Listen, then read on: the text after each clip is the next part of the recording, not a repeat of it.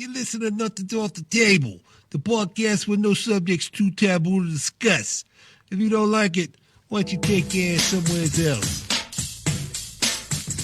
Yeah, I know they all look alike. No, they don't. And the Earth is... Flat. The Earth is flat. My reality, my senses tell me that the Earth is flat and stationary. Everybody here can agree on absolutely one thing, which is it is not a globe. So you're saying that when far-right groups come here and throw demonstrations and have their rallies, they don't necessarily have to throw the first punch in order for you to react violently? The purpose of these groups in coming to Portland is to attack people. God hates America, vile land of the sodomite damned, the most ungrateful and the most arrogant, anti-God nation that ever existed. Enter the Phelps Clan and other followers of the Westboro Baptist Church in Topeka, Kansas, who've become infamous for picketing the funerals of gay people with signs that carry slogans like, God hates fags. What's up, everybody? Welcome back to another episode of Nothing's Off the Table. I'm your host, Andy, and my co-host over there, Vinny. Vinny, what's happening, brother? What's going on, Andy? Just here in the smokehouse. In the smokehouse yet again. Hey, so I know a lot of people are talking about this topic today for obvious reasons. It's 9/11. It's the 18th anniversary of the horrible freaking terrorist attacks that occurred in New York City, which propelled our country into the longest war that this country has ever been a part of up to this point. And, I'd like to talk about that. It's important that we relive our history. That we remember our history so we don't have to repeat that history. And I would like to just start off by saying, look, we lost 2,996 people in New York during 9/11. That's including, Jesus, what the hell was that fucking grape ape walking by you? It shook the whole goddamn shed. Jesus. That's just a Yeti. Oh, it's a Yeti. But again, it's propelled us into the longest war, conflict, whatever you want to call it, that this country's ever experienced. So, I'd like to, I don't want to make the whole show about it, but I would definitely like to have some folks call in. And I'd like to, I'd like to remember everyone that passed during that. But I also want to know, I'm curious, and Vinny, we'll just start off with you. Where were you and what were you doing when it happened? Well, obviously, I'm a native New Yorker, so I remember that. I remember that morning like it was yesterday. I worked in Brooklyn, not far from the Brooklyn Promenade. A perfect view from my shop to the towers. I remember one of the guys telling us that a plane had flown into the tower. I was downstairs in the shop, and I honestly didn't think much of it. It had happened before in New York. I figured maybe it was a small plane. I didn't go up right away to take a look. I kind of wandered up. I saw the smoke coming out, and I remember seeing another aircraft and thinking, or saying out loud, "Look at this! It's probably a non-commercial flight. Somebody coming to get a look," and just went straight into the tower. And you thought you were watching a movie, a really well orchestrated movie. And from there we just watched it, and it was just life changed forever. Yeah, it's so many emotions go into thinking about it and everything. And since you were kind enough to share with us where you were, I'll go ahead and share my story where I was. I was actually forward deployed. I was with 1st Battalion, 3rd Marines, lava dogs, yut. And we were forward deployed in Okinawa. And from there, I was actually forward with a debt to Korea. So I was in Korea when it happened. And, I was actually shocking in a bar and watching the TV. Yeah, shut up. Anyway, but yeah, I'm watching the TV and I'm like, that's a fucking realistic movie, man. I've never, what movie is this? I've never heard or seen any of it. And, lo and behold, It was an attack. And so I ran out to my air officer who was hanging out in the van because he was I don't know what the fuck he was. He was probably jerking his dick or some shit. But I told him, hey, sir, we gotta get back to base. Something's going down. I didn't know what the fuck it was, and he's like, yeah, whatever, doc, because I'm always, me, always being a jackass. And so one of the other sergeants comes running out to the van. He's like, sir, we got to get back to base. Something's happening. He's like, okay, let's go. I'm like, what the fuck? Hey, cocksucker, what? Didn't I just tell you that? But so we got back and we were at Camp Mujuk in Korea, and the gates are always open there, And when we got there, the gates were closed, and they had Marines manning 250 calibers on the gate. So we knew right away some shit was going on, but we had no clue as to what it was. Are you there? Yeah, that afternoon it was crazy that day. That afternoon, I remember all the major roadways were totally at a dead stop. It was just a really eerie quiet came over the city. I worked in Brooklyn, lived in Queens, and it just you could smell it. It was just everything stopped for days on end. I mean, we still went to work and stuff like that, but everybody was glued to the TV nonstop, 24 hours. I feel like you barely slept. But just, everybody refers to 9/12, and it's true. Things were a lot different in the city for a while there. And thank God we had the mayor that we had at the time that kind of took charge from the get and put things back together really, really quickly and made us feel like, we weren't just standing there with our asses out waiting to get hit again. Just felt like things were still being run, still being taken care of, but everything changed dramatically. Yeah, so I know from my experience, at that point, I'd been in the military for 11 years already, and the experience from that was that, oh shit, something big is happening.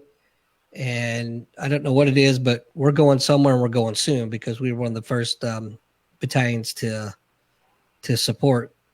At that point, it was what was it, Operation Enduring Freedom. So, and I had some good buddies that were the one in particular that was the first guy on the ground in Afghanistan when that shit went down.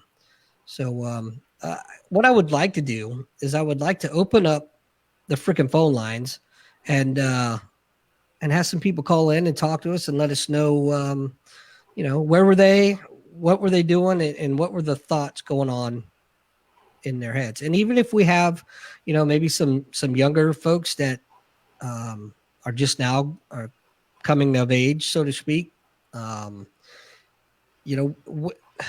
is life for you? Do you know anything different than what we live today? Yeah, it's amazing to think about that. It was 18 years ago. It seems like yesterday. And it's pretty surreal to think that the generation now just wasn't there for it. I guess it's how our parents or my parents felt when JFK was assassinated or any of those big things that, changed their life probably forever, or at least the way they viewed, the country or the vulnerability of us and the government. And, we never lived through anything like that until this happened. Right. It's almost like every generation has their major lesson that they have to learn the hard way. Well, yeah, you could definitely say that. But anyway, although, the Vietnam, so we had World War II, we had Korea, and then we had Vietnam, and then the first Gulf War, which I was also a part of. So you could say that, yeah, pretty much every generation at that point. So anyway, while we're waiting on some folks to call, I just wanted to go ahead and announce what we're doing. What are we doing? Oh, goody. Yay. So Vinny and I have decided that I put the two of us together and we're about fucking 1,900 pounds. So 1920 by my calculations, with a BMI of 91%. But yeah, so we're gonna have a little friendly competition here. We're going to lose some weight, and we're going to see who can lose the most weight percentage wise. Now, the one thing we haven't talked about is when are we? What's our cutoff date? I don't know, maybe New Year. You want to go that long? Okay, we can do that. I guess see how it goes. I mean, I was losing weight pretty well at the end of last year. Mhm. And then somebody very close to me got sick, was in the hospital for a month. She spent 2 weeks in the hospital locally where I can go visit every night and kind of feel like I was on top of things that were going on. And then when she was transferred to the city, I was unable to visit like that. And I just sat home and stressed and stuffed my fucking face and put on all the weight that I had lost and then some. So kind of without trying, I've dropped about 20 pounds since then, but I definitely need to drop some more. And this is a good way, as fun as the fat jokes are, it's nice to have, I guess, some accountability, not only to you, but to these asshats in the chat room. And you know that guy Steezo weighs about 82 pounds? Yeah. It's 150. Dropping fucking weight. 150, and that's math. That is math. You are correct, sir. But so yeah, I'm excited to get rolling. I'm in a perpetually fucking bad mood without carbs. I'm just now pissed off all the time. I got this dull headache. So this being healthy shit's working out great for me. Yeah, clearly. So is that what you decided to do? You're gonna go you're gonna do the keto thing or what? Yeah, right now I'm just trying to cut out a lot of carbs, and like we've talked, definitely going to learn about keto and try and do that the right way. Word. I'm telling you, man, the first 2 weeks are the worst. All right. The first week really sucks because your body's still craving all of that shit, right? And after that, you're probably not even going to really see much difference that first week, which can be discouraging, but you got to push on through because that second week is when you're going to start seeing a lot of that weight coming off. Yeah. So, you know. No, absolutely. If you guys want to turn this into a competition, I will. Whoever wins, I'll donate $1 a pound. I'll go $2 a pound to any charity that whoever the winner chooses. Word. That works for me. Yeah, hell yeah. There you go. Maybe some of the listeners, maybe they want to get in on that gig too. Giggity. Just throwing it out there. Yeah. Well, all right. I'm recording this, by the way. So. So I'm locked. So I'm locked in. Yeah, you're locked Shit. in. But yeah, so it's I'm telling you, man. My uncle lost 100 pounds doing the keto diet, and then back before my dad got sick, which I just said some shit I didn't really want to say, but yeah, I had lost probably 30, 40 pounds on it, and then a lot like you, man. All the stress, I just started cramming it back in. So yeah, I lost about 60 pounds on Atkins a few years ago. And as is typical, yeah, it bounces back. But I do remember that first week. By day 3, I was craving white rice, and I hate fucking white rice. It's just my addiction to carbs was just screaming into my brain. In the room, Linda Lopez, that's that young lady who's way the fuck out of Verone's league, somehow manages to stay with him. She's joining the fun. She said Vinny wants a bag of donuts, and she's fucking A right. Vinny would like to have a bag of donuts right now, but he will not. Just to fuck Steezo out of as much money as possible. Well, you know what? That's fucking motivation right there. If nothing else. Caller, you are live on the air. Go ahead, caller. Nothing's off the table. I can't speak clearly. Are you there, caller?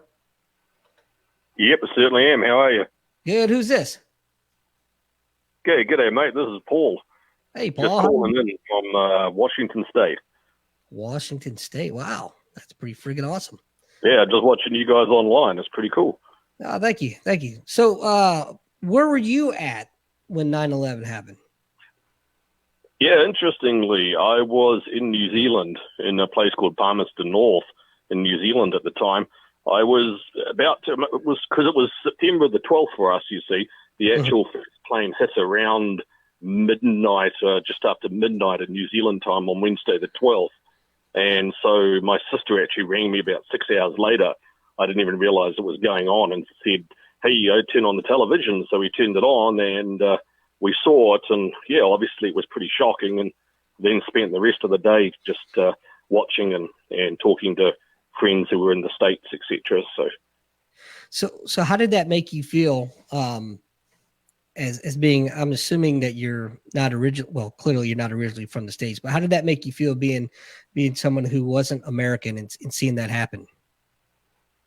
Yeah, that's a great question. For me, and I might get a few haters by saying this, but the interesting thing with 9/11 and going right past and up to now, because I now live here and I'm an American citizen, naturalized American citizen now.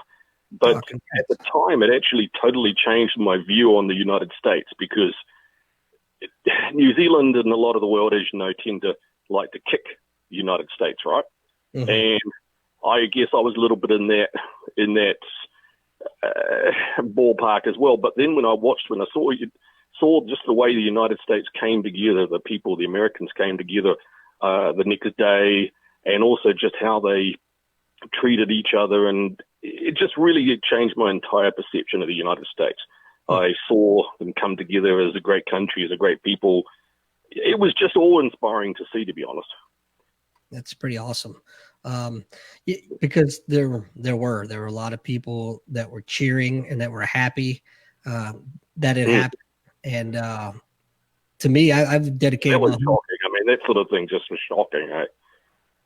Yeah, as somebody who's dedicated his whole adult life to the military and serving, that was pretty hurtful. It was pretty hurtful to see the rhetoric and the hate and the cheering in the other country. But, yep. One of the things I remember most clearly is seeing the Queen's Guard and I guess the Royal Palace band play the Star Spangled Banner, and I remember seeing pictures of the American tourists were just falling apart. But it was something that you could be so grateful that our allies, we knew without question that the UK and Britain and stuff were behind us 100%. Yeah, absolutely. I mean, especially for the few days afterwards in New Zealand as well.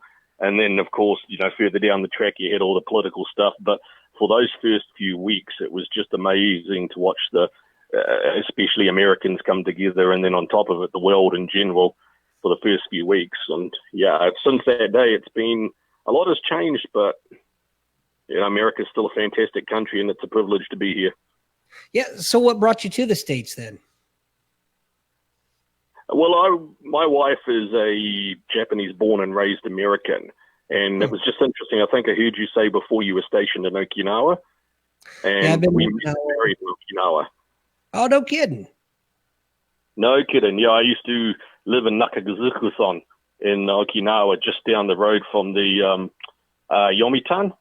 Don't you cuss at me. Up the road, Yomitan, up near Kadena Air Base. Oh, yeah. I know exactly where that's at. Yeah, it was nice. So we met and about 4 years later got married, and then we went and lived in New Zealand for 10 years. And then after a while, her parents retired here into the Washington state. And so I applied for a green card and got one in 4 days, and I've been here ever since. Well, good on you, man. Well, I'm glad that you became a citizen, and we're happy to have you. But yeah, thanks, man. I appreciate it. And thanks for your time. And, God bless America. And thanks for your service too, brother. Much appreciated. We appreciate you calling, man. Right. Have a good night, mate. You're welcome. Have a good call. Have a good night. You too. That's pleasant. Unusual for this show, but that was pleasant. Yeah. That's a beautiful accent he has. New Jersey. John Perry in the room has an interesting remembrance. He was at work in North Jersey, District Water Supply Commission. He says he watched it on operations computer as it happened, and then they ordered all essential personnel to stay 24 hours. They were scared about having the water supply compromised. He said the strangest part was that there was absolutely no sound outside from air traffic. Everything for a few sets of firefighters, except for a few sets of firefighters, there was no sound whatsoever that evening. I can't even imagine.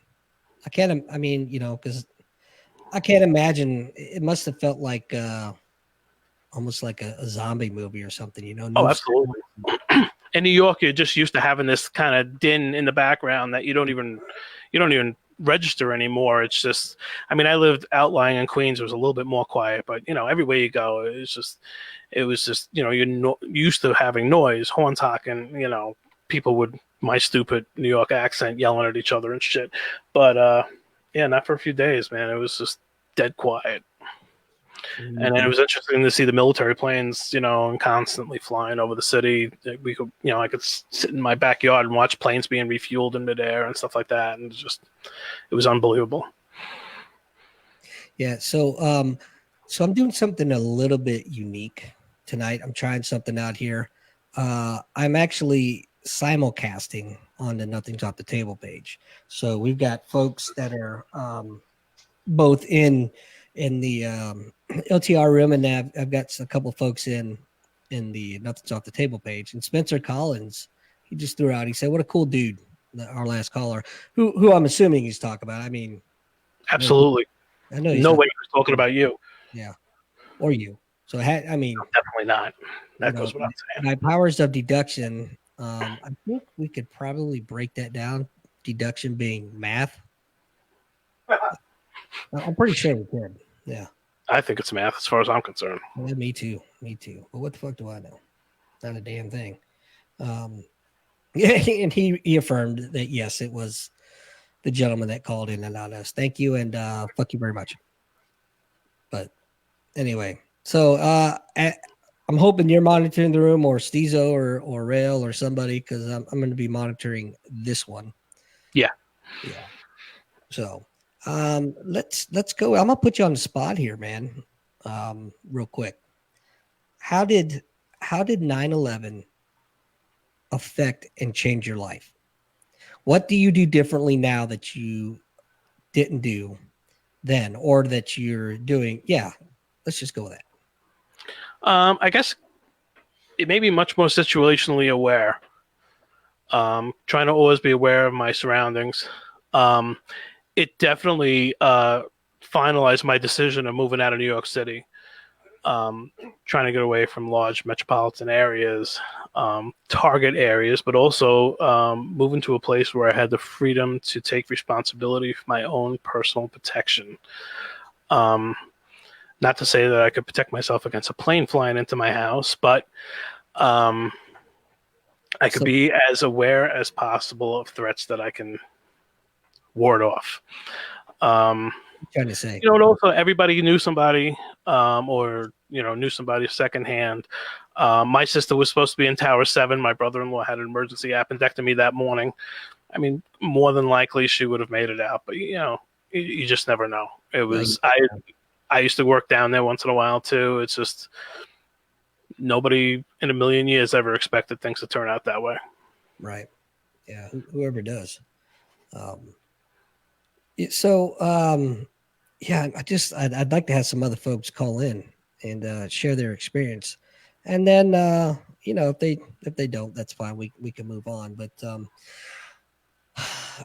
I'll tell you that I'm kind of I'm like a silver lining type of dude, right? So in every tragedy, I always try to find the good or the silver lining out of that. And for me personally, had 9/11 never happened, I would have never met my wife. I wouldn't have my kids, because of, granted, she cost me 2 pigs and a chicken from the Philippines, but hey, a bargain at twice the price. That's right. Right. And she gets mad at me every time I say that, because she always tells me, "God damn it, I'm at least worth a water buffalo, motherfucker. Get it right." Well, she married one. Ooh, not when we got married. And you Sorry, that would, just slipped out. yeah, you would know about water buffalo, wouldn't you? All I can say to you right now, go fuck yourself. Bob had bitch tits. Well, it's interesting you bring up silver linings. I got to witness a silver lining firsthand this Sunday, this past Sunday, in a community local to me. A great guy who a lot of people met on camera yesterday, Roy Romano, is responsible for putting together a Tunnel to Towers run. Had 222 runners, I believe. A lot of the community came out. It was really nice to see. It was very community oriented. A lot of great folks came out to support them. Everybody was there for one, reason, was to honor the people that we lost, and just kind of join together in remembrance. I would love for Roy, if he's available, to call in and just say a few words about how everything worked out, because it was fantastic. It was a great time. Rail was there. Rail's daughter ran, did a hell of a job. My buddy Dave Rode, his wife ran her personal best. And, it didn't matter. Didn't matter who came in first. Didn't matter who came in last. We had guys in full bunker gear. One guy ran across breathing through his Scott air pack. And even with that guy running, my mother came in last.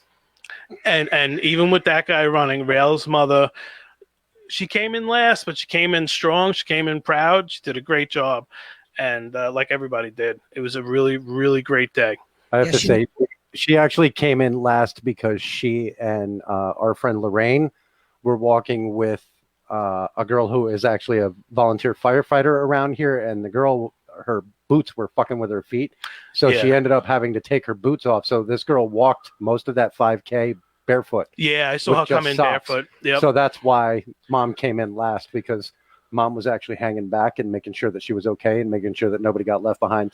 But that's the kind of deal it was. Love you, Ma. That's the kind of deal it was. This girl never, I'm sure, the thought never crossed her mind to quit. And, when Rail's mom saw that, maybe somebody needed a little help, she was right there. Look at that. There was that freaking, what was it? Was that the Yeti again? Fucking Yeti crawling through the Shedio. Yeti-o. Shedio. Holy Jesus H. Christ on a popsicle stick. That fucking shed's shaking an awful lot when he walks by.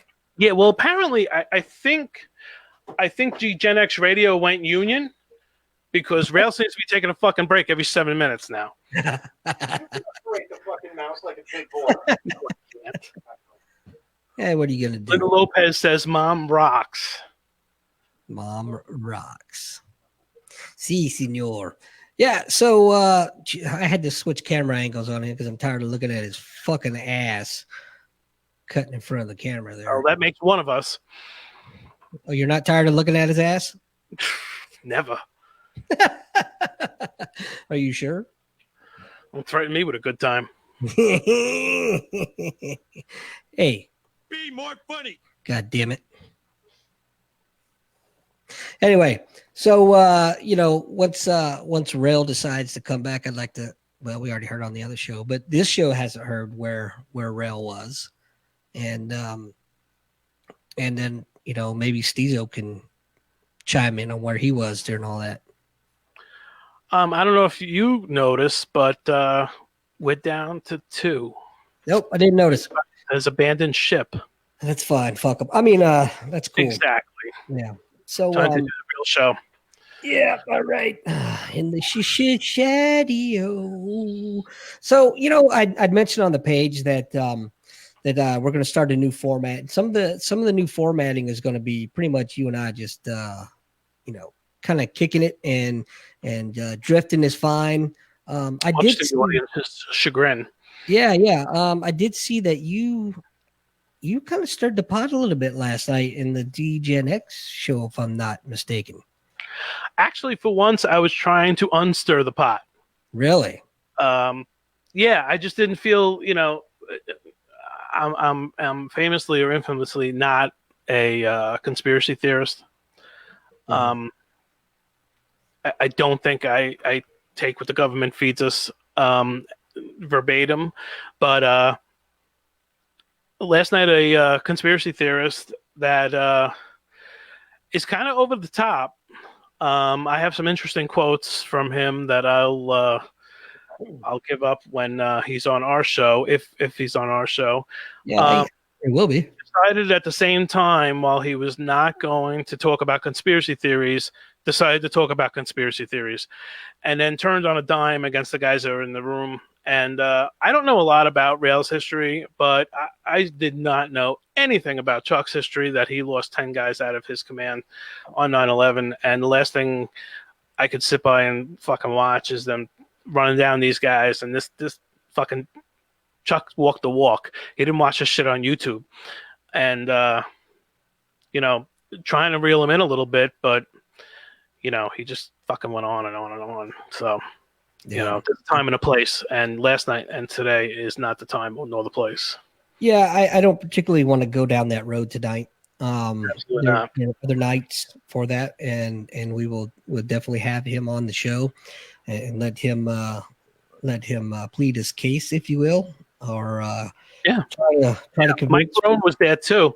He was none too pleased, and Linda kept trying to tell him just ignore it, but. Mike, he's fucking thick-headed, and he couldn't let it go. And a couple guys in the room, they took umbrage too, and they did not hold back on telling this guy what they thought.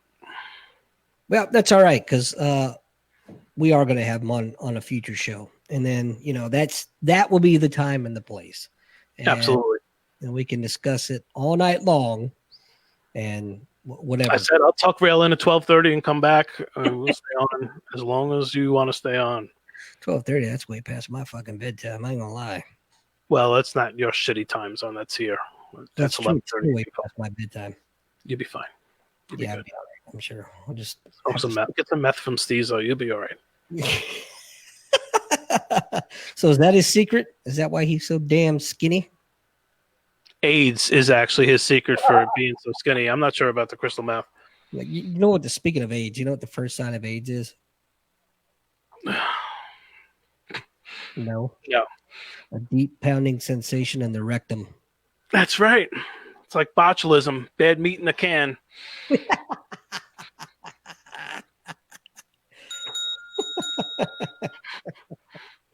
Yeah. So anyway, getting back to 9/11, and when I was in Korea, it was freaking a madness, just pure pandemonium, because there's the commanding officer of the base. Now, Mujuk is a very small base in Korea, and it's a Marine Corps base, and the commanding officer was a lieutenant colonel of the base, and she was losing her fucking shit. She's, freaking out in front of the troops, and saying shit like, "Oh, the North Koreans are coming across," blah, blah, blah, blah. And my air officer, who was a captain, Marine Corps captain at the time, he's like, ma'am, and she wouldn't listen. He finally just yells, "Shut the fuck up." And, that's something that just doesn't happen in the Marine Corps. Captains don't usually tell lieutenant colonels to shut the fuck up. But it got her attention, and we were... So that sounds like she was battle-hardened. Yeah, oh, for sure. Yeah. Hard, I don't know from battle, but anyway, so, and we were stuck there for like a week, because obviously no planes were flying other than the combat aircraft, and we were separated from our battalion, and that wasn't a good feeling for me. I didn't like being separated from the battalion, because there's that. I mean, if you're going to go into combat, you want to go with your brothers, right? And I didn't like the fact that I didn't know any of these other Marines, and I sure as hell didn't know the ROK Marines, the Korean Marines. And so all we wanted to do was get back, because we had a small detachment of Marines that the whole purpose of going to Korea was to teach the Korean Marines how to do close air support. So we were going to train them on that, and it was just a surreal feeling. Now that Sasquatch is back, yes, these subject came up that some people are interested in where rail was on 9/11. Some people. We're sorry. The Mexican you're looking for has been disconnected or is no longer in service. Disconnected or deported. Touche. So yeah, when 9/11 happened, I was in South Jersey at the time, down in Pennsauken, and I was taking a class for work. I was a propane and propane accessories employee at that point, and we had started class, and then the teacher had let us out for a quick smoke break, and we're outside having a cigarette. Go figure. I know this surprises you with me, and the teacher comes out and says, "You guys need to come inside and see this." And we're all like, "What the fuck?" We thought maybe it was like, some propane fucking experiment he was doing. So we walked in and he had the TV pulled up and it was turned on to the news. And we could see the first tower smoking. And it kept playing the replay of the plane hitting it. And they were talking about it. And at that point, like, all right, the accident. Holy shit, that's fucking crazy. And then as we're watching it, we saw the second plane hit live on TV. And at that point, I looked at my instructor and I said, "Look, I got to go.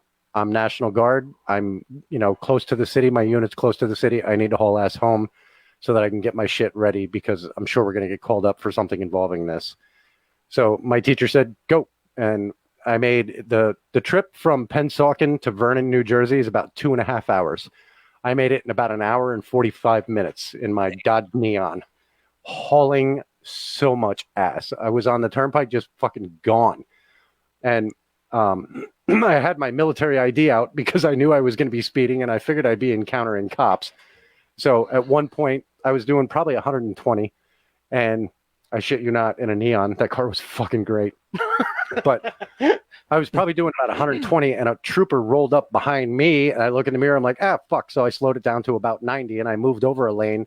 The trooper rolled up next to me, looked over at me. I just held up my card to my driver's side window. And he just pointed forward and he took off. And then I took off. So that's where I was. Like, I'll never forget that. I mean, I got home and I was scrambling around my house, getting all of my gear together, my TA-50, getting what I knew I was going to need for the next 72 hours. Yeah, so that was my experience on 9/11. And then we all just started reporting to the armory without even being called.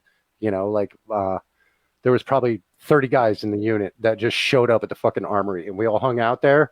And at that point, we were probably all there for a good 12 hours before anybody said, "Okay, there's no orders coming, but if you guys want to hang out just in case, you're welcome to hang out just in case." So that's what we did. We spent most of the night there, I think. We might have even stayed the night. I can't even remember. But so, yeah, that was that. And then we ended up getting activated to the bridge and tunnel mission and the airport missions. We rolled out to Newark Airport on October 2nd, I think it was. That was the first day we were on the airport security mission. And that was a whole different experience. That was pretty wild. Yeah. Speaking for myself, and I think for a lot of people until then, didn't really, I think it seems like the National Guard kind of falls to the background a little bit. I don't think a lot of people realize how unbelievably important what they do is until 9/11. And I tell you, when you rolled up to those tunnels and you saw, I mean, sure, it was, the inconvenience got to be more and more as time, everybody got back into their bullshit New York way. And, bitching and moaning and fucking tunnels backed up and you got to do car searches. But you know what? When you see those cars getting searched and you're driving through a fucking 2-mile tunnel, you feel a little better that you're not going to get blown out of that thing like a big potato gun, So, it was good to see those guys. Those guys were there in the fucking pouring rain. No matter what it was, they were out there standing guard. And I think it definitely gave us a good indication of what those guys do and how important it is. I'm thinking back to the first caller that we had, and I'm just amazed at how the other world or the rest of the world views us. We had some others in the world that were genuinely concerned, and yet there were some that were happy as fuck that they showed to us. Yeah, one sits in Congress. Yeah, that's a great point. Let's talk a little bit about that. So, some people did something. Yeah, something. That's fucking crazy, dude. I don't know. I don't know how she got elected, man. And it just goes back to proof that we did forget. Oh, You 100%. know, a lot of us just fucking forgot. And now it's just we want to kiss the asses of the part of the world that tried to destroy us. It's and we forget who our friends are. The entire left is kissing the ass of Palestine when Israel's our only friend in the region, and they bend over backwards to help us. Yep. But meanwhile, today, the protesters in Hong Kong that are, fighting for their freedom, much as we know, suspended all protests today in honor of 9/11. And just showing that people in Hong Kong give a shit more about this country than a lot of people living here. Yeah. Because people in Hong Kong know what it's like to not have what we take for granted. And, are so willing to give up in some bullshit guise of safety. They don't have what we have. So they're like us in the 1700s, We forgot what it's like to be under somebody's thumb. They know all too well what it's like. Yeah, I've been to Hong Kong twice. The first time I was there was in 92. So that was when they were still considered a British colony, I guess, if you will. And things were pretty chill there. But then in 90, I want to say it was 97 that they basically gave back Hong Kong to China. And 97 is when I went, no, 98, I think, was when I went back to Hong Kong. And you could feel a palpable difference in the atmosphere. And it's heartbreaking and it's sad as fuck that they get it. But 90% of, well, I won't say 90, but a vast majority of our country doesn't. If it were up to me, I would make everybody kind of like Israel. You have to serve 2 years in some capacity.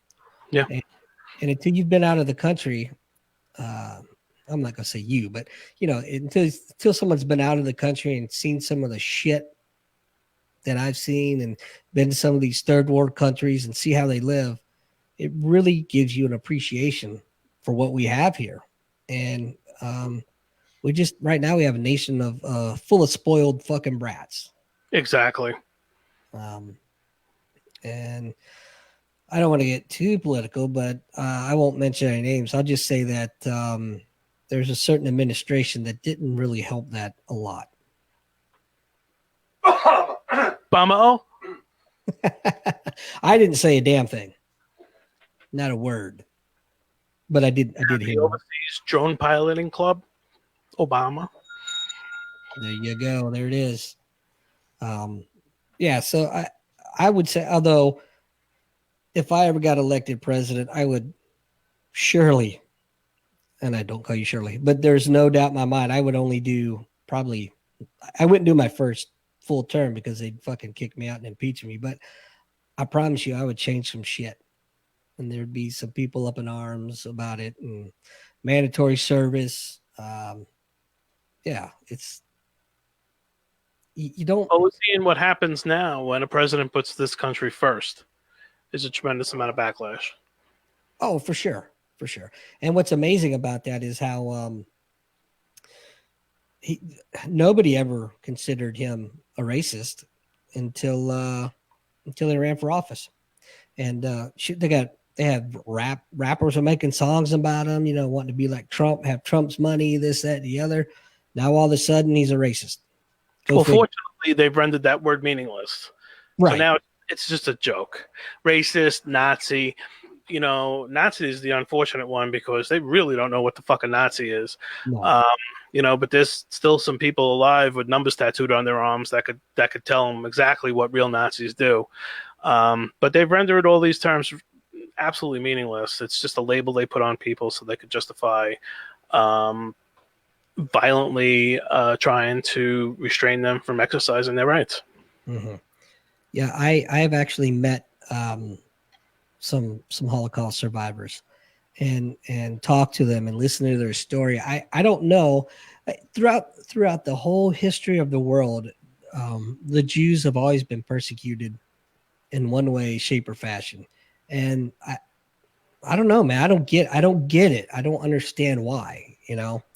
Um, as you know, I like to go into psychology and shit, and I just it's just fucking weird, man. And if you've ever been to Israel, there's a lot of Jews that can pass as Muslim. There's a lot of Jews that can pass as your blonde-haired, blue-eyed, red-blooded American. So I don't see the big difference, other than, you know what, you want to worship whoever you want to worship, go right the fuck ahead. It almost seems people are intimidated by the fact that after the Holocaust, it took them one generation to get their shit together. They haven't asked anybody for reparations. They moved on. They got their stuff together, and they are successful. Mm-hmm. And I think that bothers a lot of people. Michelle Selena Peterson in the room. That's Canadian, dumbass. What would I know? Hey, welcome to Asia. So she has an interesting point. She says, I think the generation old enough to remember remembers, and I think that's very, very true. The new generation are the ones too young to remember, don't know enough to remember, and didn't feel it, and they've been sheltered so much in their upbringing that they just don't know, which is very true. It's a very sheltered generation that we're dealing with right now. Nobody was ever taught the word no. Nobody was ever taught young enough disappointment, how to lose, failure, which ultimately set them up for failure as adults. And it's going to be a pretty scary ride as they start getting reality slaps in the face. Well, she's got a great point, and what worries me actually is the fact that a lot of our Holocaust survivors, they're dying off, right? And there's already so much anti-Semitism in the world, and there's already people that are teaching that the Holocaust never happened. In fact, in German schools, they don't teach about the Holocaust at all. And I don't know if that's a shame thing or whatever, but it's just an important piece of history that we have to remember so we don't ever repeat it. And there's going to be a time when this generation is going to be dying off, and that our kids and the younger generation that didn't experience that, I don't have a warm, comfortable feeling that they're going to be able to remember. And I think they're going to be, if and when we get out of this conflict, this war, this whatever you want to call it, we're going to end up repeating it. And I don't want that for my kids. And that's why I try to raise them well with daily beatings and starvation. I mean, don't call the child protective services. I was just kidding there. Yeah, I think indoctrination universities are going to be very soon, if not already, teaching that either A, they're going to be teaching this conspiracy theory horse shit, or B, they're going to put us as the they're going to put Islam as the victim. That their only choice was to lash out against capitalism and big bad United States. And I've always been a strong believer that radical Islam is not the problem. Islam is the problem. And call me Islamophobic, but until we turn that entire region into glass, it's never going to get solved. So how do you feel about that? What I hear you saying is, I was trying to hold back. Clearly, but, to see the left defend a culture that stones women to death for being raped and throws homosexuals off of buildings is just, the ultimate proof of, the hypocrisy of that entire theory of how government and the world should work. Well, speaking of hypocrisy and contradiction, I've actually read the Quran because, what is it? Sun Tzu said that you have to know your enemy to be able to defeat them. So I wanted to kind of try to figure out where they were coming from. And that whole book is full of contradictions. I don't. But it's a cultural thing, and it's not ever going to change. No.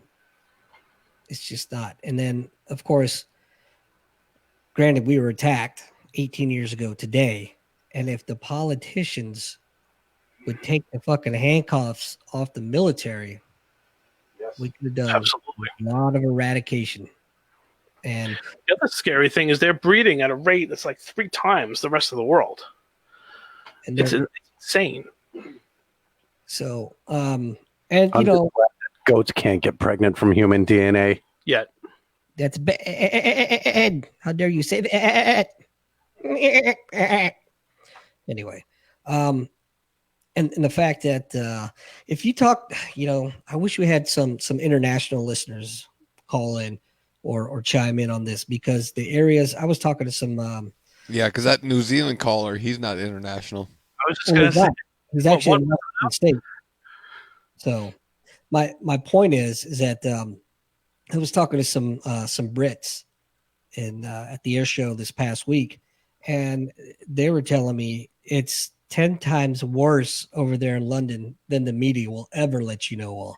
How they're it looks pretty bad now, just from what we see.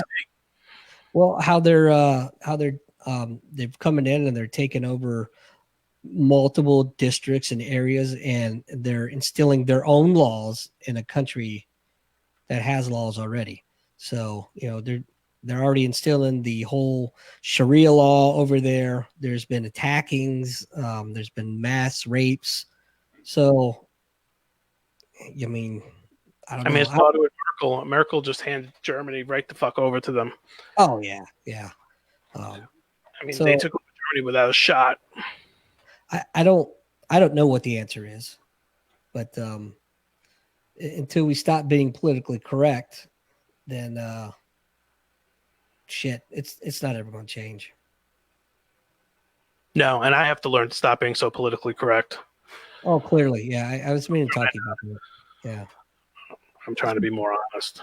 You're such a xenophobic, racist, Nazi asshole. Does that fit on a T-shirt? Because I'd like one. It definitely fit on yours. Oh! Yeah, that's payback for earlier. That got me right in the field. Anyway, so yeah, I gotta. I'm sure I don't have near as many listeners in my room as we have in the OTR room right now, but Ron Gilliam says he's digging that "Don't Step on Me" snake flag in the background. Thank you, brother. Appreciate that. And then he said some stupid shit about goal balls. He's talking about my my FSU shirt, but anybody that's a Tennessee fan, you just can't really trust them fuckers, man. I'm just saying. Canadia. Did I say it right this time? It's Canadian. Canada. She has another good point. She says, we used to watch the news with our parents and talk about it. Now the news isn't for children because it'll cause them to be educated on what's happening around them and around the world, but they label that education as causing emotional distress, and parents who allow their children to see it are bad parents. I don't necessarily agree with that. The problem with the news is it's not educational at all. Right. 90% of the news is a leftist platform to push a leftist agenda. Or extremely right. Or yes, there is some that is also extremely right. I think overwhelmingly the media is left bent. It's very difficult. You really have to do a lot of work on your own to find good information. Anything you could find on TV is dog shit. Even the fucking weather's wrong 90% of the time. So the news now is just, it's either looking to sell shit on their commercial breaks or looking to push an agenda. Sure. Journalism's dead. It's been dead for quite a while. True journalism. Taylor Stark throws out in my room. He says, because if you talk negatively about it on social media, you get arrested or banned or whatever the case may be, thrown in the Facebook jail. But so I have a friend that's he's from Nigeria originally, and he's gay, openly gay, and the whole mindset over there is that in Nigeria, if they find you to be gay, you get thrown into jail for 20 years if you're lucky. If you're unlucky, they kill you. Where we get even more gay. Right. Well, it's not gay in jail. It's just like, the Navy. Yeah, it's not gay underway. It's only queer next to the pier. But yeah, so his father is basically disowned him, so it's that mindset. Again, if you want to suck a dick, I don't give a shit. Go ahead and do it. Yeah, I completely care less who marries what and who's sleeping with who. Yeah. But again, I voted for Trump, so I'm a homophobic, racist, Nazi. I don't know, fill in the rest of the blanks. Touche. Somebody's got to be, I guess. Yeah. But yeah, Mark Barris joins the room. He says, "What up, Lava Dog? What up, Mark? Hey, I'd love to get this fool on the show. What's the number? What's the number to call in? The number to call in is 859-667-4245. Oh, look, Vinny can read. Actually, that was tough. I could read numbers, which is virtual math. Yeah, and tell them just to give a little pause when they call in. Don't hang up right away. It might take a few seconds. There's a little bit of a delay. Yeah. But so Mark is in the unit that I was in when 9/11 happened. So he's a good dude. I'd love to hear his story, where he was at and what he was doing. But what do we got comment wise going on in the room there, since I can't see it? I'm looking. It's a lot of Linda Lopez says repeatedly MAGA. Make America Great Again, which is interesting. I always find it interesting when people take such umbrage to that, or say that America was never great. Yet they're here. Yeah. They're expressing that opinion on their Samsungs or their iPhones. Driving expensive cars and living a life of luxury in this horrible capitalistic society that we have. But I have to say, as stupid as that shit is, I support their right to say it. I support the First Amendment. Absolutely. That's the difference between people like us and Antifa that radically want to suppress people's First Amendment rights. I don't want the fucking real Nazis to stay quiet or to be suppressed. I want to know exactly who the fuck they are. I don't want them hiding in the shadows. I want them to be able to exercise their First Amendment right to say really, really dumb shit so we can appropriately point and laugh and have a real example of what real hate is. Everybody, the First Amendment has nothing to do with a right to not be offended. Exactly. And the quicker people learn that, I think the better off we're going to be. That and just because your opinion differs from mine doesn't make me right and you wrong, doesn't make you wrong and me right, vice versa, whatever the case may be. Let's not go too far with that. They're just opinions, and I shouldn't be sitting there shouting you down just because I don't agree with you or you don't agree with me. It's fucking stupid. Grow up, have a conversation, learn something from each other, move the fuck on. Yeah, and realize that the Holocaust really didn't happen. God damn it. Son of a hoa. But yeah, it's just all it does is it boils down to spoiled fucking kids who didn't get their asses beat like they needed to, got everything that they ever wanted to them. Oh, and let's not forget about participation trophies. Yeah. Everybody's a winner.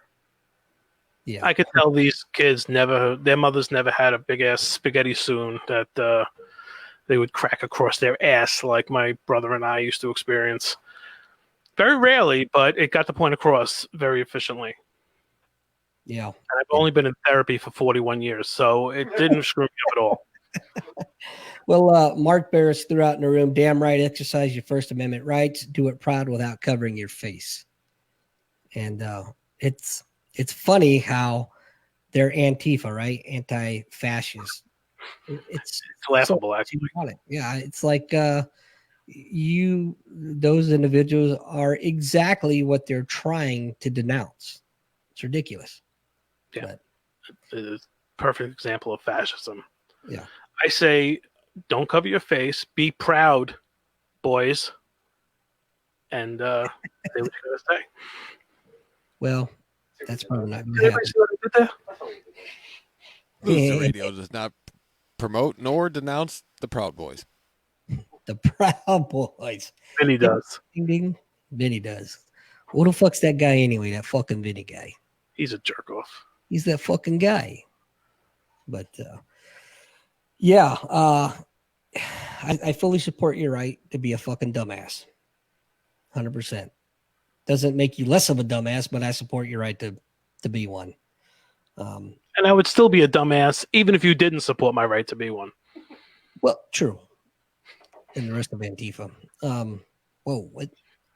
But so I want to we did the JTF 22 show earlier this evening, and it was mentioned on there. I brought up the fact that I thought that law enforcement actually has it harder nowadays than the military does, and the reason is they're battling on all fronts. You've got the media that is almost completely anti law enforcement. And then you had people like Gunny that came on a couple of weeks ago and just wanted to shit all over them. Now it's cool to go and disrespect a cop, and and I remember growing up, if you did that, she's gonna be eating pavement, Yeah. Are there bad cops? Sure. But there's bad apples in every fucking bunch. It's just nowadays people they're too worried about getting on getting it on their phone and videoing it instead of getting in there and helping folks, and that's half the damn problem too. Yeah, in New York City, you got over 30,000 officers on the street that are completely not supported by their mayor and their chief, their commissioner rather, and it shows. And these guys can only take so much. Yeah, how they elected De Blasio to 2 terms is beyond me. How he thinks he has a chance at the White House is beyond me. But he does a really good job of shitting on the cops. Balls are this close to the bandsaw. But I don't know, man. I hear a lot of people talking about there's going to be another revolution. Some people say it's going to be a race war. I don't think for sure that. I think, in my opinion, this country is nowhere near as divided as the media is trying to make it out to be. And you call me crazy or wrong or whatever, but I'm telling you, it's I don't have an issue. I don't see it. I've seen it. I've seen racism a couple times go both ways. I mean, shit. I was the college I went to was a historically black college or university, HBCU, whatever it is, and yeah, I was definitely had some. I don't want to say victim because I'm not a fucking victim. I give it right back. But yeah, there was some definite racism against me because I was Whitey and the man and cracker and all that shit. But that's not possible. You can't be racist against white people, from what I understand. Right. That's what they say. Until you look up the definition of race. Oh no, let's not do that. I know. What the fuck was I thinking? But I don't think. I really don't think it's as bad as the media is trying to make it out. Now that could just be also because I have a different view. I'm like in a microcosm, if you will, being in the military. I don't see it. Definitely not like how it used to be. Did you just say you can't be racist against white people? That's what I'm told. You fucking goddamn meth mouth motherfucking macaroni cheese eating motherfucking cousin fucking motherfuckers. Are you kidding me? There's people in every fucking ethnic group that you can fucking shit upon. And the white people, the white trash motherfuckers are the worst. They're the fucking worst. Back to your show, I'm sorry. Wow. Yeah, no kidding. Wow. Somebody teach Steezo sarcasm. I can't see right now where the veins. Was he banjoing again? Banjo neck? Fucking skin's transparent. Of course the veins are popping out. He's got the complexion of a fucking halibut. Says the only guy that has varicose veins in his stomach. Holy shit. Ouch. You definitely have to look into the people that insist you cannot be racist against white people. It is quite entertaining. I've read it. It's hilarious. It's just fucking sad is what it is. But anyway, so I don't know. My opinion may be skewed because in the military I don't really see it. You know, we have brothers and sisters, and I don't know. Maybe on the outside in the civilian world, maybe it's more prevalent, but I just don't think that it's as bad as the media is trying to make it out to be. Well, it's easy to make racism seem like it's exponentially a bigger problem than it is when you just keep broadening the definition of the word racism. So now racism includes requiring people of color or a different ethnic background than just white to obey the law. That's racism. Going through a port of entry and going through the process that the rest of us had to go through to come into this country is racist. You know, expecting everybody to kind of be responsible for themselves and, you know, be responsible to go out, get a job, and work for the family is racist. And the definition just goes on and on. It's rendered the word meaningless as far as I'm concerned. So what you're saying is it's racist if I build my wall? Yes. Racist. Is it racist if I have the Mexican people pay for it? It's fucking racist. Steezo, this is sarcasm. Don't go crazy. It's unbelievable, I tell you. Because I'm here to tell you that the wall needs to be built, and no one builds the walls better than I do. Trust me. Look at Trump Tower. They're amazing. They're huge. Dave points out accountability is racist. And it's all because, as Betty Ann says, that white privilege. White privilege. Motherfucker, when I grew up, we didn't have much money. I worked for every fucking thing that I own today. I was cutting yards when I was old enough to fucking push a lawnmower. Yep. When I was old enough to get a legal job, I went and got a legal job. I started in the Navy as a fucking E1 at the bottom of the barrel. I worked my way up. I paid for my own fucking college. Yeah, there's some white privilege for you. Yeah. That's all your white privilege. Yep. All my privilege because cutting them white privilege lawns. That's right. That's right. God damn it. So that's I don't get bent out of shape too often, but that one just fucking pisses me off. White privilege? Yeah. Yeah. It doesn't piss me off as much as it makes me laugh. Well, I never received welfare. Absolute horseshit. Here's just a quick one for anybody who believes white privilege is so prevalent. There is not a single program out there that gives you free money or free assistance because you're fucking white. You can get them for being black. You can get them for being Mexican. You can get them for being an immigrant. You can get them from being a single mother. You can get them from being whatever you can be. There's not a single white assistance program out there. And if there was... And here we go. It's on. It's going down. It's going down. Said the Mexican. Hey. Anyway. I'll break down a wall. Dude, I grew up, me and my brother were raised by a single mother, dude. And we ate fucking macaroni and cheese out of a fucking white box that had black lettering on it. That's what fucking food stamp shit was back in the day. It was fucking white packaging, black lettering. Yep. Okay. Crack ass, goddamn right. We powdered milk and that 5-pound block of shit cheese in the refrigerator all the time. Yeah, it never went bad. That cheese could be in your refrigerator for a year and a half, and it never grew mold. It never grew mold because it was half plastic. Yeah, to say, block of cheese still in Vinny's fridge. Dude, I grew up on fucking Kmart, fucking Rustler pants, and fucking High Pro. I called them High Pro Glows. If I got a new pair of shoes from fucking Kmart, I thought I did something good. It wasn't. Right? All my friends are wearing Guess and Nikes and all this shit. Now I can afford all that shit, and I despise every fucking speck of it because I don't need that.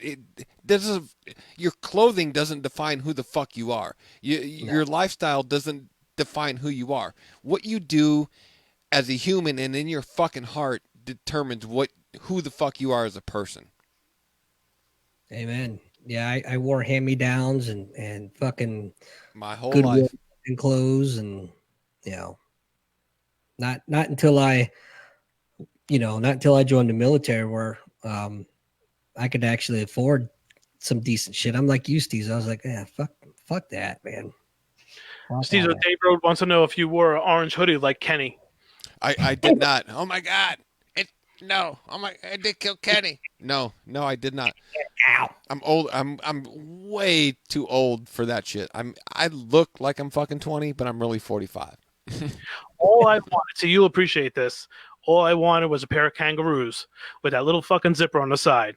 And all I got to put on my feet were fucking the local 5 and dime fucking alternatives that they felt great for like the first 2 days, and then you walked right the fuck out of the soles. Yeah, the side blew out and the zipper fucking broke. You're like, God damn it. I lost my milk money. I did have a pair of kangaroos, but you white privileged rich motherfucker. That's because you beat up the black guy down the street for him. What's that? Because you beat up the black guy down the street for him. Well, I was gonna say they sure. Water in that little pouch on the side when you got him. Yeah, man. And I spent that shit. But yeah, they sure as fuck weren't new. I'll tell you that. But yeah, I forgot about those. Keds. What was the Walmart brand shoe? Keds? Was it Keds? Keds? Keds? Yeah, I think it was. When I got a little older and had 2 jobs and my white privilege kicked in, I got myself a fancy fresh pair of Travel Fox. Those are ones that keep the diabetes away from your ankles? Yep. Those matched up with a nice fresh black pair of Z Cavaricis. I was fucking untouchable, Vinny. Z Cavaricis folded up at the ankle. Folded over and then rolled up twice to keep it fucking tight. Yeah, the first invention of skinny jeans. Except for it's on Vinny, so it's not really skinny jeans. Just record. Carhartt t-shirt. Vinny's were called Z Cavaricis because Z was actually the size.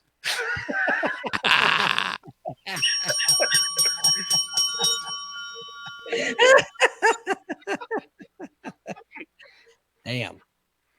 Oh well. Poor what do you wear, boy? A X, XL? No, I'm in a Z. God damn it. See, that's just more motivation for you to fucking lose it. Motivation. Ain't gonna be laughing at Christmas. That's right. No, you probably won't be breathing either, but whatever. Your mouth to God's ears. What is that religion? All right, so this weight challenge. Let's bring it up again. The weight challenge. So yeah. I've got $2. I've got $2 for the winner. Whoever wins. What's the time frame? Let's make this fucking happen right now. Okay. It is 2025. It's what? 2025? Okay. So we're talking about Trump's 3rd inauguration. Okay. Yes. It's going to be huge. And I'm going to China. We're just going to buy Hong Kong. I've got $2 a pound for whoever wins the weight loss challenge between you guys. $2 per pound. Fucking A. And I might go up to 5. I might get frisky and go up to 5. All right. So we'll figure this out. We started this on Monday, right? Monday was I jumped on the scale. I sent Vinny how fat I was and my BMI and all that shit. So Monday was the start date. So we need to look at Monday. No, I'm sorry. I'm sorry that you waited 3 whole days to bring this to the show. Yeah. But no, this starts now. Okay. Like we need a live weigh-in. We'll have to. I don't have a fucking scale down there. Yeah, I mean, mine has mine on my app. I could show you that if you'd like.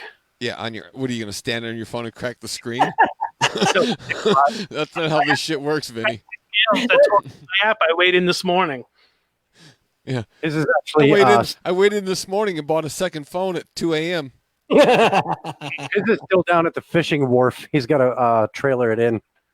No, my incredibly thin friend Dave Rode suggested that I weigh in at the stockyard. Fair enough. Slender as he. I mean, depending how your local salvage yard is, sometimes you can drive in there with a trailer and they'll weigh you, and then you drive off, and then you drop off your shit and they weigh you again. You're like, oh, that was 480 pounds. Fucking Freudian slip. You said they'll whale you.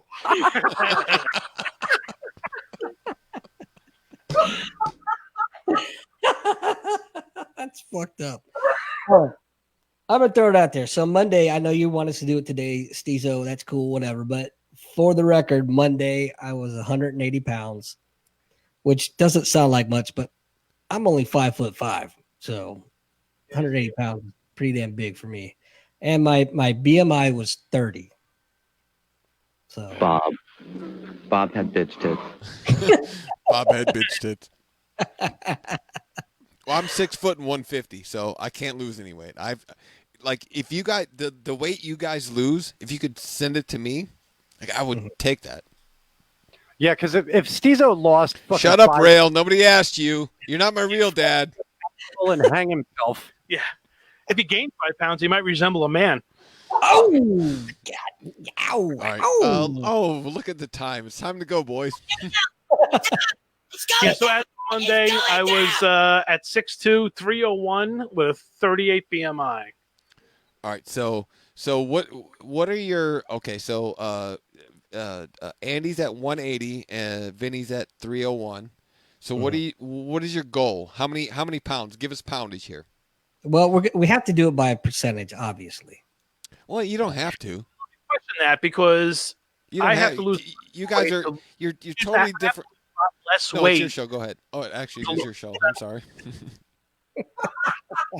Yeah, it is my fucking show. So shut up. Start drinking, math boy. God damn it, man. I swear you guys rip on me 13 or 14 more times. I'm out.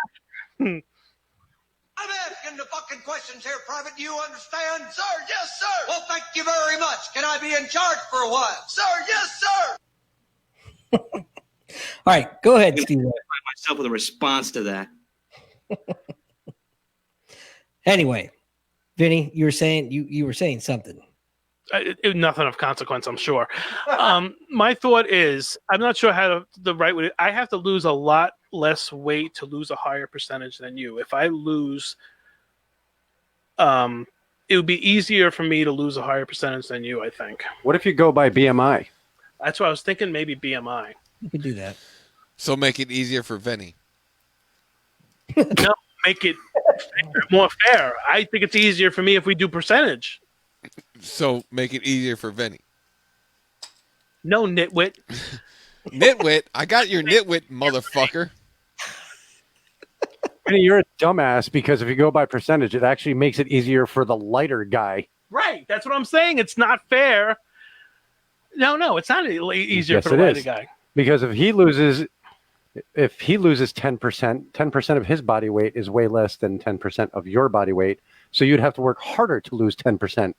10% of 301 pounds is 30.1 pounds. Wait a minute. I had 10% of 180 pounds. Sounds like a lot of goddamn math holes. So okay. Well, he I would fit only into have my to shit lose. math. He would only have to lose 18 pounds to get 10%. You'd have to lose 30. So it's a lot easier for him, for the lighter guy, if you go on percentage. Oh, good. If you go on BMI, then it's more of an equal playing field. Well, I agree with you on the BMI, and I All fit right. in. How about obviously. just hit a goal weight? How about just hit a goal weight? Let's take math out of this because Stezo, his liver's only good for so long. Okay, eventually this motherfucker's gonna stop working. Okay, Then he's gonna have to go to the spare. Either way, Spare? Either way, goal weight is still math. So you're fucked either way. Don't tempt me with a good time. But all right, so yeah, let's do BMI then. Works for me. Yeah, if it's more fair. And fuck you, Rail, for fucking calling me out live on the show like that. I love you. No, you don't. You don't know what love is, Rail. I honestly had this worked out, and I felt that it was unfair to Andy. I don't know where I went wrong. Probably by thinking. Just because it required math, which requires Stezo to drink. So, it just has to happen naturally. Right. And I did it in the shower. So while I was thinking of Stezo, I wasn't. Wait, whoa. Hey, yo, whatever you do in the shower thinking of me, let's not bring that to the fucking your own show. That's kind of weird. Let's keep that behind the scenes. You can only talk about that on your show. You're right. I'm sorry. Let's keep that in text message. That's not kind of. Keep it on tube where it belongs. Yeah, no shit. So, you may feel like this is an unfair advantage or whatever, but it's going to be really, really hard for me. I have hypothyroidism, so I have to take Synthroid every day, which makes it. It doesn't show at all. Yeah. Oh, I honestly don't give a shit who wins, who has an advantage. I just want to lose some fucking tonnage and make Stezo put out some bucks. Well, that's the whole. Our charity of choice. Yeah. Mine's going to be the Twinkie charity. Mine's going to be the Vinny's charity is so I took the money that I won from Stezo and I bought all these Twinkies and I'm going to put all the weight back on. It's Vinny's Diet Relapse charity program. No, my charity would probably be I don't know, most likely St. Jude's. I think mine's going to be military working dogs. Perfect. Cover the gamut. I'm an animal lover, so they are delicious. Kids and animals. Tasty. Kids and Well, animals. when they get older, not so much because it's they get a little bit tough. And Stezo, you should get a dog. I was thinking about it.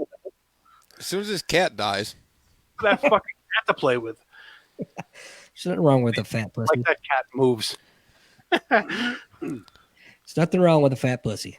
Whoa, it's a family show here, Andy. I don't know what we're doing. Since when? 4 minutes ago.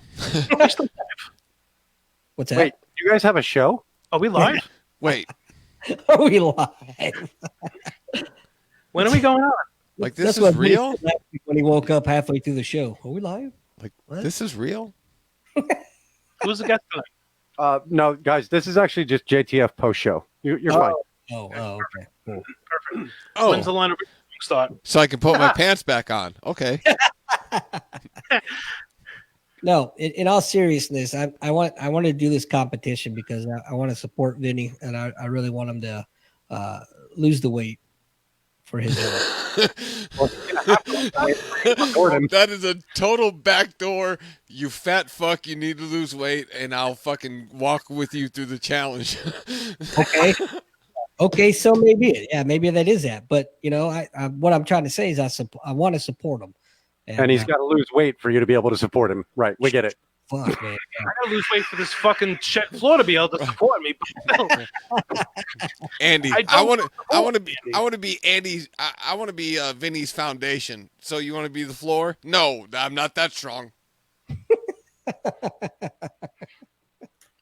Everybody keeps saying that the chair looks lower and lower every week. It's not the chair. It's actually the fucking plywood beneath it. Damn. I mean, I love you. I'm not going to be the fucking new guy forever. I know. You've never been the new guy.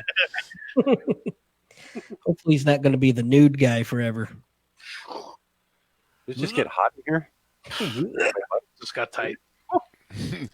I think Vinny just farted. No, Rail's still breathing. Now I don't even know who I'm leaving it in the chair for. Rich throws out in the room. If I knew it was going to be this kind of party, I'd have stuck my dick in a potato salad.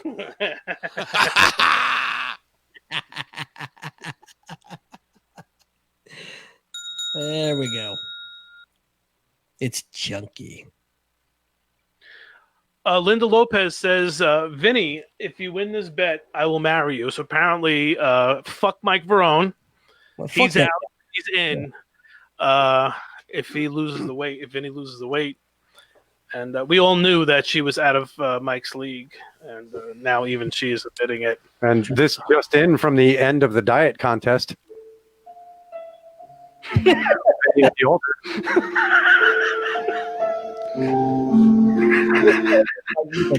Fucking ice cream. I mean, we love you. Linda told Mike Verone that she would marry him if he's the weight that he was when they met. So I have to actually gain 5 pounds now. You or Vinny or Mike or whoever. Sorry. And then Mike. So all of a sudden, Vinny signs up for a fucking Auschwitz camp. I envision some colonics in his future. Oh, my present. God. Can you imagine what his colonic would smell like? Like a sewage backup in a major city. They have to get the fire department to use the hose for the colonic. It'd smell like New Orleans after Katrina. If Steezel loses 5 pounds, he could be the host of the colonic. No, it would smell like fucking New Orleans before Katrina. Before, during, and after. Thick. Why does it smell like? I mean, Vinny, I don't care about you. Fuck you. Other people on the show will be like, I love you. I don't want to get off. close. I don't care. I have a fucking reputation to maintain. Yeah, Kentucky. Roy throws out the White Claw colonic challenge. Ren? I am buying a White Claw when I'm in Milwaukee tomorrow. I'm drinking White Claw this weekend, and I will go live and fucking figure out how bad it tastes. No balls. Oh, shit. No balls? What? No ball. You're saying I won't do it? I think Rich is saying in the room that Vinny's colonic would smell like burnt rubber and tuna. With a little bit of Vaseline and shame. And broken promises. Like somebody was doing burnouts in a Vaseline pit. Mostly shame, though. Mostly shame. I have no shame. I'm fucking hanging out with you guys. How could I have shame? I was just going to say, that explains your presence here. Exactly. I'm broadcasting from a smoke-filled shed in the middle of fucking Pike County. How could I have shame? Man makes a point. Got nothing. He walked into the fucking shedio and developed a tobacco habit. I feel like I smoke 8 packs by the time I leave the shed. That's 8 additional to the other. And he was like, "Hey, this is the key to my weight loss. If I start smoking, most people when they smoke and they quit, they're like, you gain weight when you stop smoking because you fucking eat shit." Stuttering, muttering, fucking prick. There's the New Yorker in him coming out. Fucking like he's got 8 fucking balls in his mouth and room for 2 more. Now, I mean, funny like I'm a clown. I amuse you. I make you laugh. I'm here to fucking amuse you. What do you Go mean? get your fucking producer box.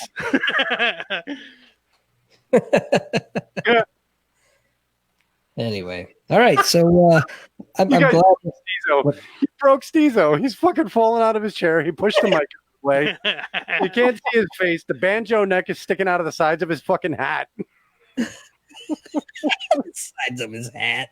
It's only a matter of time before he falls out of his chair and we see a fucking club foot on cam. Oh, Jesus. Fucking heel of justice is going to be making an appearance. The heel of justice. Hey, somebody check on him for real. Is he all right? Roy says from doing the show last night, he was coughing out smoke today. You're welcome. And semen, I bet. I had to see this. Oh, yep, there it is. All right. Woo! He's still trying to catch his breath over there. I'm just as the longer we go on, I'm watching the viewers numbers drop. Wait, there's still people viewing? Believe it or not, I didn't even know we were live. Wait, you're not counting our accounts, are you? Yeah. In 5 places. I know Linda usually finds in twice. According to Mike. Mike told me that. Well, when you guys have hello talk. Yes. Right. Anyway. All right. So all right, let's solidify the date. What are we saying again? For the end of the contest. Whatever you think. Thanksgiving, New Year's, Christmas. Let's do it before Thanksgiving so I can fucking eat. All the fat holidays. Right? This, by the way, is the worst time to be fucking doing this. Yeah, you should really fuck them both over, Steezo, and make it go from like the third Monday in November till New Year's. I can do it. My buddy Dave's sticking it out. No Thanksgiving. He is still here. It's probably the only one. That's the meth. Yeah. All right. So what date? Let's solidify this. Let's Let's do the week before Thanksgiving. Till New Year's. It's kind of a short run. No, he's talking end date. End date, yeah. Do the Super Bowl. Fuck that. He's like, I can not eat in whatever. Fuck off. All right, you want to do January 1st? Whatever you want to do. All right. That's January- ending or beginning? No, this is all end date. We began already. Yeah. We started Monday. So. Well, Vinny. Well, we could do it in stages if you want. So much for trick or treating for you this year. Did you say stages? There's not a stage in the world that hold your fat ass. Who couldn't see that one coming? Shit. Fucking mile away. What'd you say, an hour late? A mile away. All right. Fucking let's nail this down. You mean the broadcast? Yeah, that Fucking too. train wreck. Pick a date. We talking about careers here or what? No, I'm not fucked. Let's December 1st. December 1st it is. That's when it starts? No, it's when it ends. Ends. We started Monday. It didn't officially start until you fucking say it started now. It starts today. But that doesn't change the ending. December 1st is the end. December 1st. Oh, yeah. Clear the calendar so we can fucking be horrific pigs during fucking football season and fucking Christmas and New Year's. No, nitwit. We just want you to pay by then. I can't stop wait until I get to my goal weight. Got your nitwit, motherfucker. When was the last time you saw your dick? Don't you remember the date we had? No, I don't.